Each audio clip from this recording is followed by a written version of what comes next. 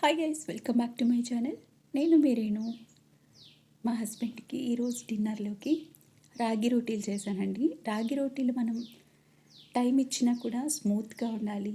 ఇలా మనం ఫోల్డ్ చేస్తుంటే చక్కగా ఫోల్డ్ అవుతూ ఉంటాయి. చాలా టేస్టీగా ఉంటాయి. ఇలా చేయాలి అంటే కొన్ని టిప్స్ ఫాలో అయి చేస్తే రాగి రోటీలు చాలా బాగా వస్తాయండి.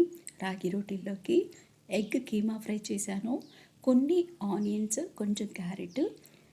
డిన్నర్లో ఖచ్చితంగా ఫ్రూట్స్ తింటారు మా వారు. సో అందుకని కొన్ని గ్రేప్స్, ఒక జామ పండు కట్ చేసి పెట్టాను. స్వీటీ చూడండి పప్పాయి తింటుంది, అది కూడా మీకు చూపిస్తుంది.